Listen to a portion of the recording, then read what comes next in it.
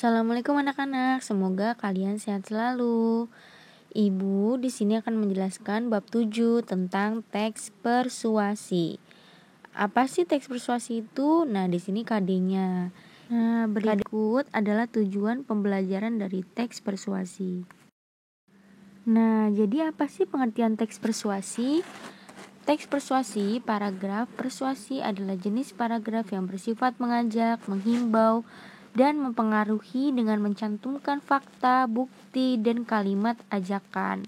Jadi begitu ya pengertian teks persuasi. Berikut adalah ciri-ciri paragraf persuasi. Yang pertama, paragraf ini disertai alasan yang kuat berupa fakta dan bukti untuk memperkuat bujukan. Yang kedua, memiliki kalimat yang bersifat mengajak pembacanya untuk melakukan apa yang sudah dituliskan dalam paragraf. Yang ketiga, terdapat kata-kata seperti ayo, marilah, sebaiknya, dan lain sebagainya.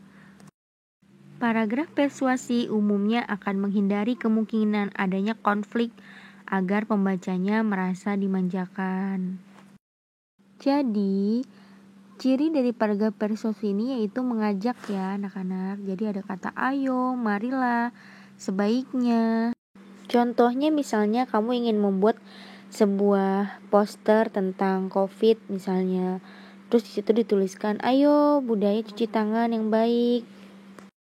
Tujuan dari teks persuasi agar pembaca yakin bahwa ide, gagasan atau pendapat tersebut adalah benar dan terbukti juga melaksanakan apa yang menjadi ajakan dari ide tersebut.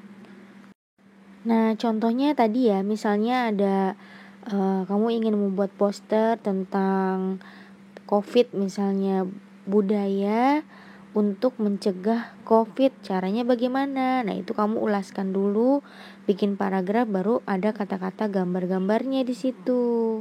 Jadi gambar-gambarnya itu berupa paragraf dan juga ada foto-fotonya di situ.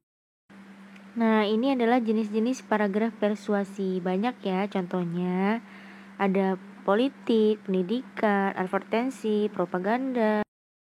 Berikut contoh struktur teks persuasi. Apa aja? Ada judul.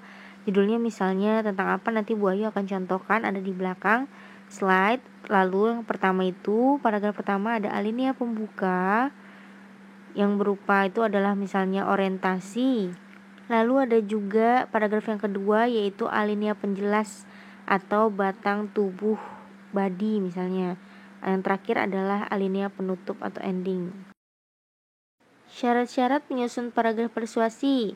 Pilihan kata dan kredibilitas. Maksudnya apa? Jadi kalau misalnya kalian ingin membuat paragraf persuasi itu harus jelas, harus sesuai dengan apa yang ingin kamu tulis, seperti itu. Jadi kejelasannya seperti apa, bukti-buktinya ada tidak, ada kemampuan mengendalikan emosi, bukti-bukti atau fakta atau evidensi. Apakah beritanya kredibilitas, dapat dipercaya, atau evidensi jelas. Jadi bikin teks persuasi itu harus seperti itu syaratnya. Nah, ini salah satu contoh dari teks persuasi yang berjudul Program Literasi di Indonesia.